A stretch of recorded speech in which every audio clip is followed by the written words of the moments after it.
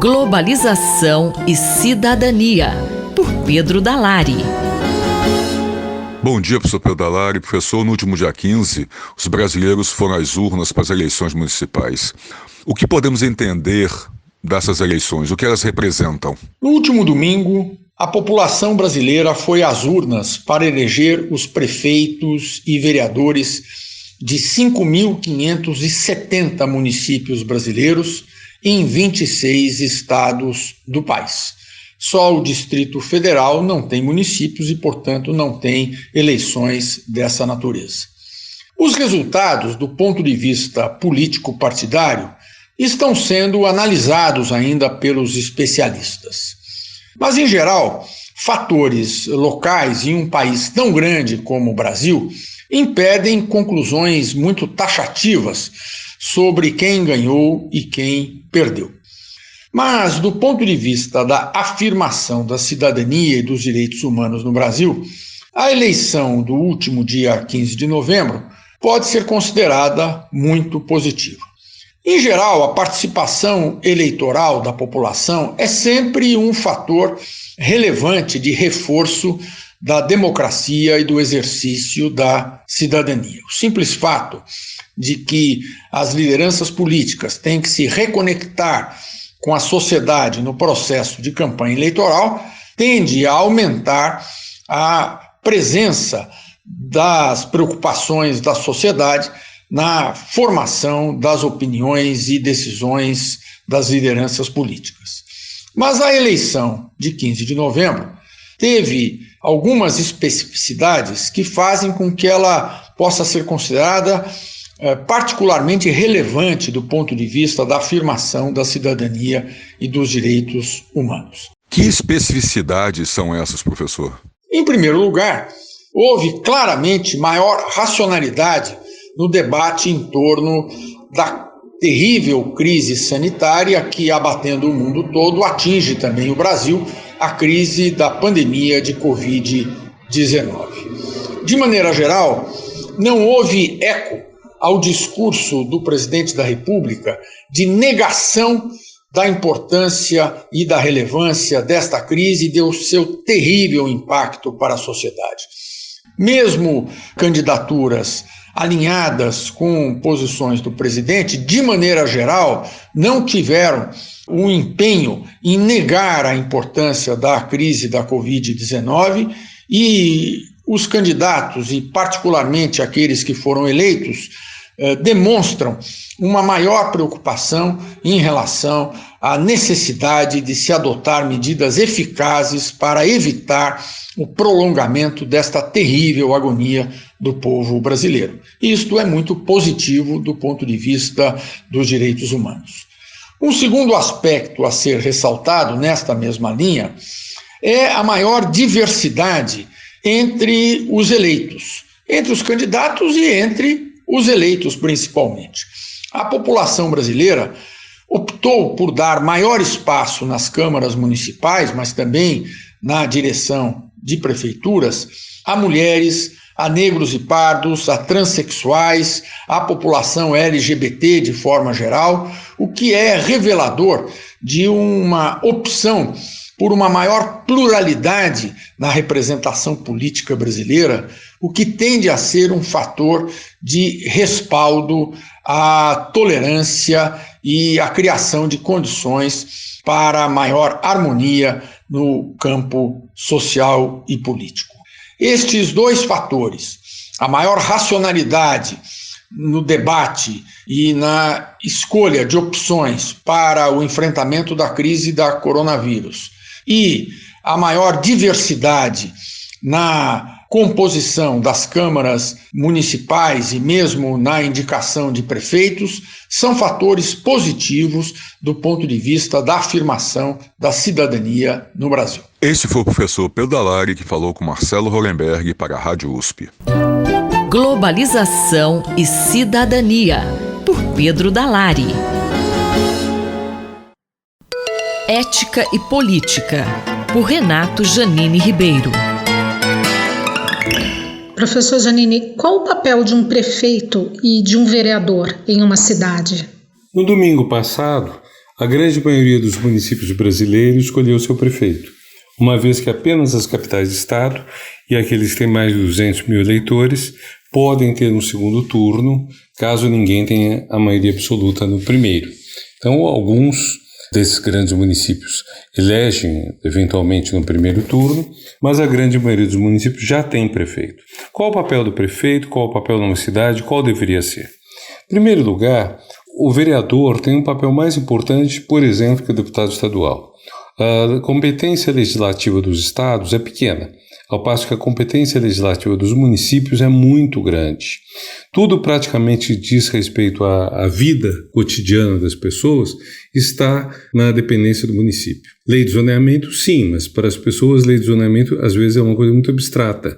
E não é. Lei de zoneamento quer dizer onde você mora. Pode eventualmente ter comércio, pode ter indústria, pode ter poluição, é residencial, pode haver prédio alto, será preservada a natureza? Isso tudo depende da Câmara Municipal e a especulação imobiliária faz uma pressão terrível sobre isso, para mudar sobre vereadores, sobre prefeitos, inclusive mediante dinheiro que dá às campanhas deles. Outro ponto, a prefeitura define, vamos dizer, funcionamento de rua, cuidado da calçada, transporte público, trajetos, tudo depende muito do prefeito e dos vereadores. Por isso que, apesar de parecer pouco importante o nível municipal de governo, ele é muito grande. O prefeito tem, vamos dizer, sobre a vida cotidiana das pessoas, ele e os vereadores, um poder muito grande. E por isso que é importante votar com cuidado. E por isso que a gente tem que notar que existem erros grandes na forma brasileira de votar. Primeiro, o voto sem muita atenção. Os vereadores estão todos eleitos, ninguém vai mudar o voto. O que só falta é eleger um certo contingente, 3% talvez menos, dos prefeitos do Brasil. Mas é bom levar em conta, quando nós queremos eleger uma municipalidade, nós estamos definindo muito da nossa vida cotidiana, como vai ser a qualidade de vida, qual vai ser a educação pública nos níveis fundamentais, sobretudo até os 10, 11 anos de idade. Então, isso é decisivo. O senhor identifica algum problema em comum que afeta a maioria das prefeituras do Brasil? O que seria? O problema em comum que afeta a maior parte das prefeituras brasileiras, na verdade, tem muito a ver com o eleitor. Vamos ser francos. Uma coisa é a gente ficar aqui culpando os eleitos e dizendo que eles não estão à altura do povo, dizendo que existe corrupção, existe mau preparo, existe falta de políticas públicas adequadas. Tudo isso é verdade. Agora, também é verdade que desde 1982, ninguém assumiu um cargo no Brasil de decisão nos níveis estadual, municipal e federal sem dever esse cargo ao voto do povo. Então já faz quase 40 anos. Nós temos que aprender a votar bem. Se existem prefeitos, vereadores, nas outras eleições governadores, deputados, presidentes, senadores, que não fazem o trabalho a contento, nós não temos que culpar Marte, o planeta Marte. Eles não desceram de uma aeronave, eles foram colocados ali. Então, por isso é muito importante parar com esse discurso, políticos são todos corruptos, é tudo igual, não sei em quem vou votar, tanto faz, decido na última hora, depois esqueço em quem votei. Gente, tudo isso é simplesmente vocês colocando a corda no seu pescoço. Quem é culpado de o governo funcionar mal no Brasil? Antes de mais nada você, antes de mais nada nós.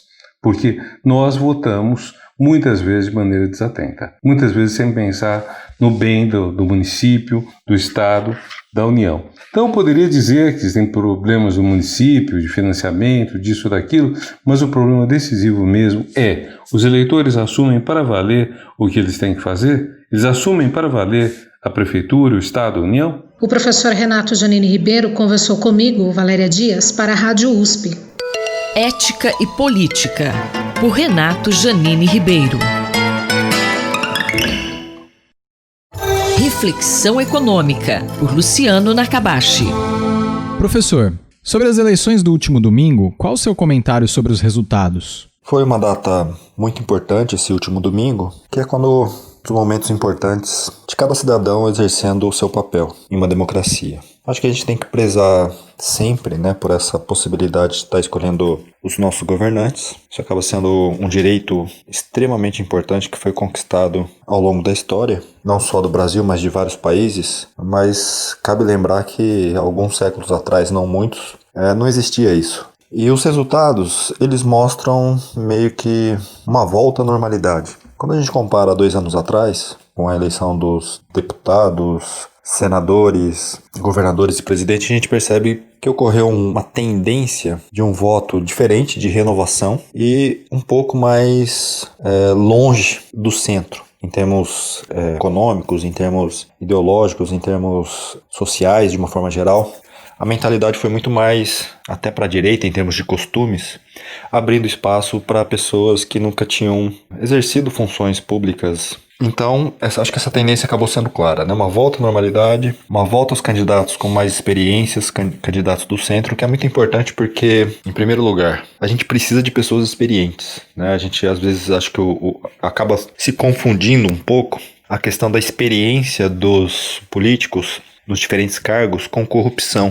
Acho que a gente viu agora, com essa renovação que teve, com o novo presidente que veio com um discurso muito pautado na questão de ser contra a corrupção, a gente percebe que as coisas não mudaram praticamente nada em relação a isso. Então, o que é preciso, né, para reduzir a corrupção no país é muito mais mudanças institucionais, mudanças das regras, das leis e uma punição maior, né, mais severa, junto, né, com a possibilidade que os políticos de fato sejam penalizados pelos desvios, do que a mudança de candidato. E quais seriam os efeitos disso? O resultado que a gente percebeu nesse último domingo mostra, né, já é uma prévia de uma tendência que deve se manter em 2022 nas eleições presidenciais para governadores, deputados, senadores.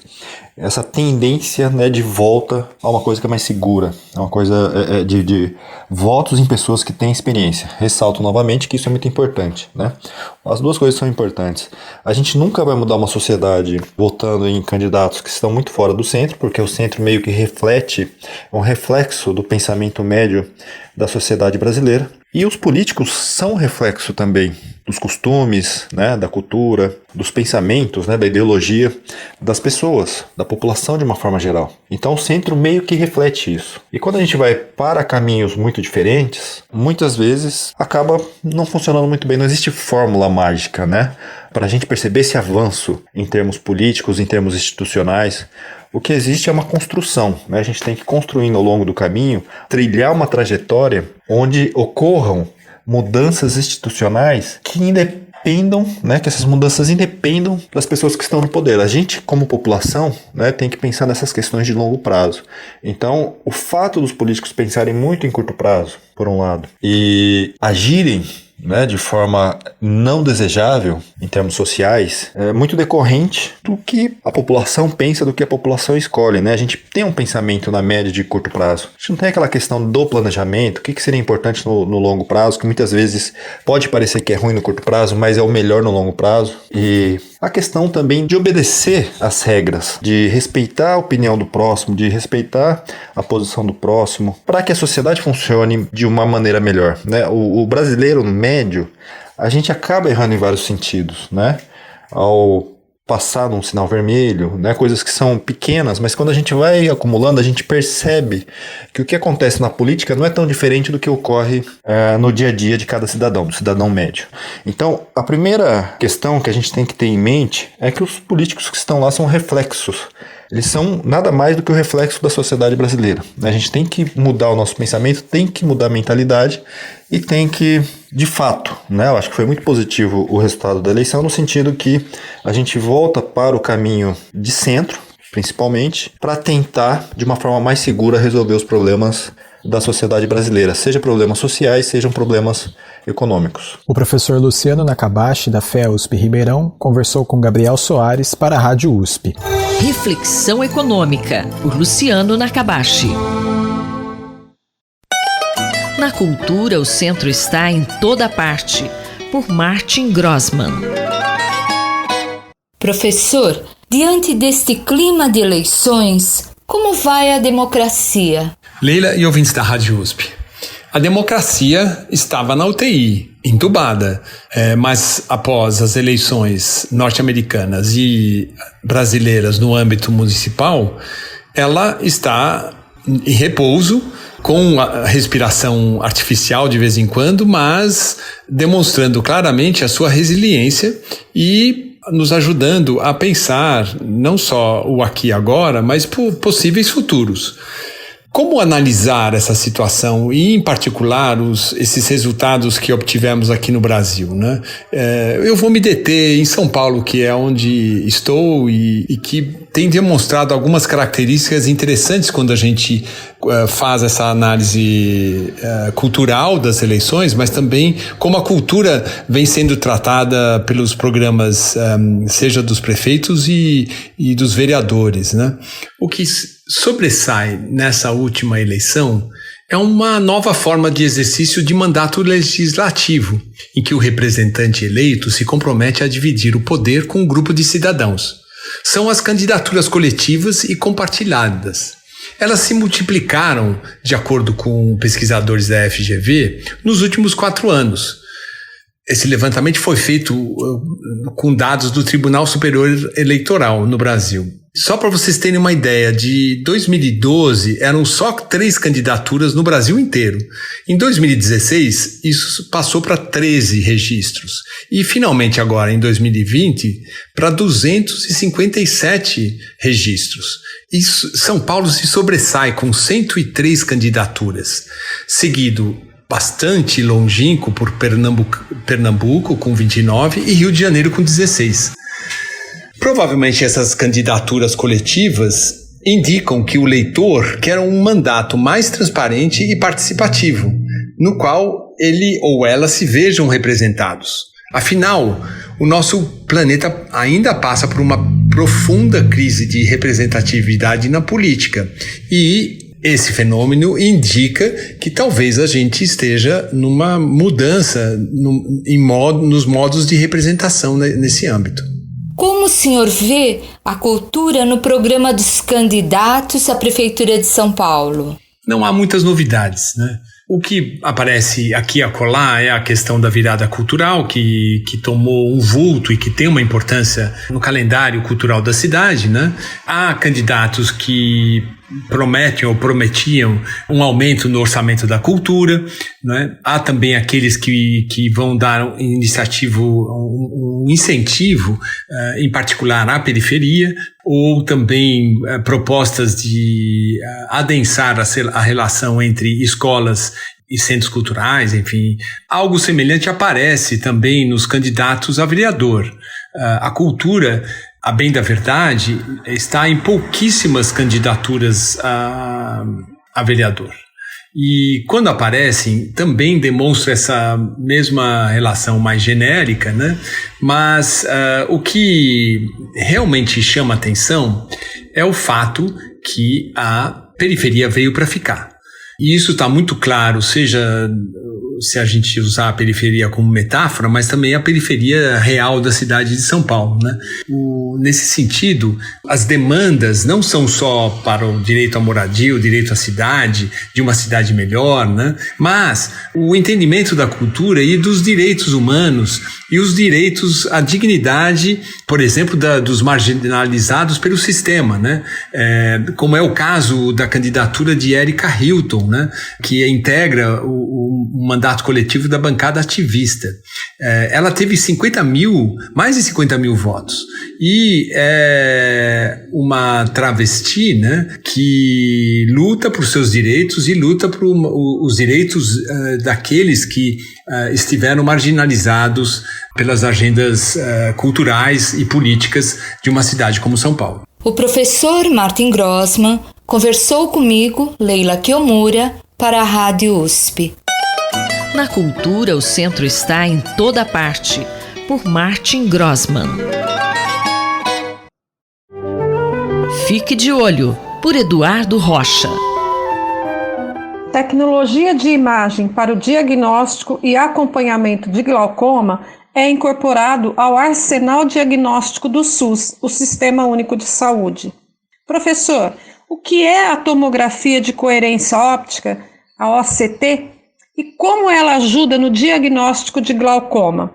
A tomografia de coerência óptica é um exame de imagem indolor, rápido de ser feito, que não precisa nem mesmo da dilatação das pupilas e permite, com grande precisão micrométrica, eu diria, identificar e contar estruturas da retina, como camada dos neurônios, a estrutura da região macular e o desenho da cabeça do nervo óptico, por exemplo.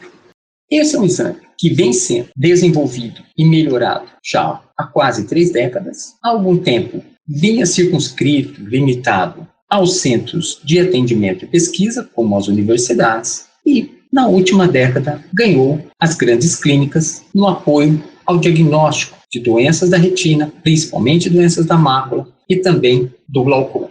Essa melhora no detalhamento do exame fez com que a imagem obtida ficasse mais precisa e também o banco de dados acoplado ao instrumento, ao OCT, permite que os dados do indivíduo com a suspeita da doença, ou por razões familiares, alguém com glaucoma na família, ou porque a pressão se apresentou elevada em uma consulta ou outra, ou por algum outro motivo, tenha esses dados detalhados da estrutura retiniana comparada com um banco de dados onde outros indivíduos saudáveis, com os dados lá colhidos, possam ser comparados. E da mesma forma, o indivíduo, ao longo do seu acompanhamento, seja ele anual, a cada 2 anos ou o que seja, possa também ser comparado consigo mesmo, através de comparação com exames anteriores. Isso tudo ajuda bastante, porque assim é possível separar algumas alterações que ao exame feito pelo olho do oftalmologista criavam suspeita ou deixavam passar suspeitas muito tênues até que o exame ficasse mais óbvio pelo diagnóstico confirmatório ou descartando a possibilidade de glaucoma. O OCT permite mais confiança, mais solidez na afirmação se o indivíduo tem ou não tem essa alteração. Esse exame pode ser feito pelo SUS? Como eu disse, o OCT é um exame indolor e, há algum tempo, nos grandes centros universitários, por causa de pesquisas associadas, ele era feito já de maneira gratuita para muitos pacientes. E assim, confiança e solidez com relação ao exame foi sendo garantido. Ele é um exame definitivamente útil para o apoio no diagnóstico do glaucoma. Apesar do exame ter pouco material de consumo e pouco gasto em si, o equipamento, por ser dominado a tecnologia por poucas empresas, é bastante caro. É feito no exterior e, dessa forma, poucos centros se animavam a fazer esse exame porque não era remunerado pelo Sistema Único de Saúde. Na última sexta-feira, o Diário Oficial da União publicou uma resolução que permite, então, a inclusão da cobrança do OCT para estudo do glaucoma no rol dos exames das novas tecnologias, baseadas, então, no parecer extenso do Comitê de Gestão de Tecnologias do Ministério da Saúde. Isso permite que mais e mais hospitais possam, então, agregar essa ferramenta, esse instrumento, e assim ser remunerados pelo exame. Não é tarefa fácil do Ministério da Saúde agregar novas tecnologias. Não é tarefa fácil agregar novas tecnologias no tratamento de saúde. Opções são muitas, a todo momento surgem novas possibilidades e a remuneração, o recurso é sempre limitado. Dessa forma, estudos, ponderações e priorizações precisam sempre ser bem analisados. Dessa forma, a impressão é que a incorporação do OCT na avaliação do glaucoma pelo Sistema Único de Saúde foi um ganho, uma proposta sólida e um ganho na qualidade do acompanhamento para pacientes, para os médicos, para o sistema de saúde como um todo. Muito obrigado. Acabamos de ouvir o professor Eduardo Rocha, da Faculdade de Medicina da USP em Ribeirão Preto. Rosimeire Talamone para a Rádio USP. Fique de olho, por Eduardo Rocha. Ciência e cientistas, com Paulo Nussweig. Professor, qual a importância atual do financiamento da ciência no Brasil e no mundo? Caro Júlio, caras e caros ouvintes, Na última coluna, tratamos do envolvimento de cientistas com política em vista das eleições presidenciais nos Estados Unidos e de editoriais de revistas científicas endossando a candidatura de Joe Biden. Após a divulgação dos resultados, juntamente com o alívio de muitos cientistas mundo afora, foram publicados vários artigos sobre o difícil processo de reconstrução da liderança dos Estados Unidos em questões importantes, como a crise climática e o controle da pandemia de coronavírus. Peço desculpas aos ouvintes por permanecer no tópico do envolvimento de cientistas com política, mas gostaria de abordar o financiamento da ciência por sua importância atual no Brasil e no mundo.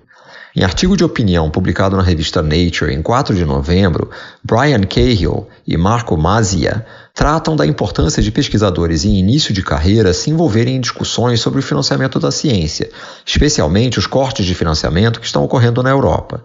Jovens pesquisadores são particularmente atingidos por escassez de financiamento para a ciência, pois estão em fase de afirmação, formando seus grupos de pesquisa, orientando seus primeiros estudantes e reunindo a infraestrutura necessária para atuar na fronteira do conhecimento.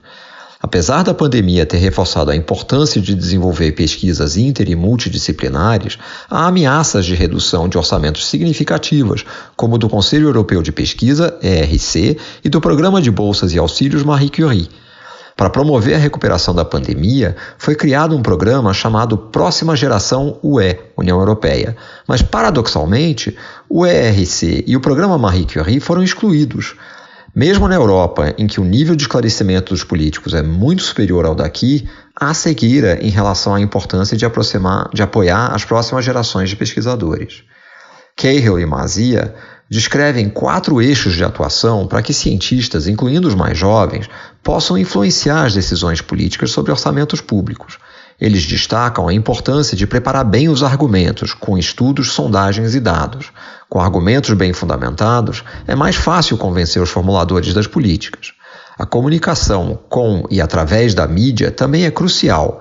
Jovens pesquisadores costumam ser muito ativos em redes sociais e essas podem ser valiosas para conquistar aliados. É bom ter contato com jornalistas e relatar casos pessoais de sucessos frente a dificuldades que geram empatia na sociedade. Identificar membros dos poderes executivo e legislativo que compreendam a importância da ciência é importante, pois eles são interlocutores privilegiados para a apresentação dos argumentos nas esferas decisórias. Finalmente, eles recomendam formar alianças entre associações de jovens pesquisadores, sociedades científicas e agências de fomento. Sempre lembro que nos Estados Unidos, as sociedades científicas mantêm funcionários permanentemente no Congresso, em interlocução constante com os parlamentares. As recomendações de Cahill e Mazzia se aplicam no estado de São Paulo e ao Brasil? Acredito que sim, e que várias delas têm sido aplicadas por aqui. Na divulgação científica, por exemplo, somos extremamente ativos, conforme apresentado num estudo publicado em julho desse ano na revista PLOS ONE, por pesquisadores de diversos países, incluindo uma brasileira. Mas certamente precisamos melhorar ainda. Em São Paulo, o governo estadual insiste em tentar cortar os recursos da Fundação de Amparo à Pesquisa do Estado, a FAPESP. Em momentos de crise, prioridades devem ser estabelecidas. Cortes lineares em todas as alíneas não são a melhor estratégia. Mas como a FAPESP recebe uma porcentagem fixa da arrecadação determinada na Constituição Estadual, ela automaticamente sofre um corte linear. O governo tenta driblar a Constituição para impor cortes adicionais no PL 627 de 2020. Definitivamente, ciência não é prioridade do governador João Dória. Recentemente, pesquisadores buscaram uma aproximação com profissionais de mídia social, que criaram a campanha Não Sou Tapado, Confio na Ciência, inspirada no desafio do balde de gelo. A ideia é ilustrar através de imagens o quanto é tolo lutar contra fatos e recusar evidências. Se abrirmos mão de produzir conhecimento embasado através de estudos cuidadosos, estaremos à mercê de todos os tipos de predadores, desde patógenos como SARS-CoV-2 até governantes populistas.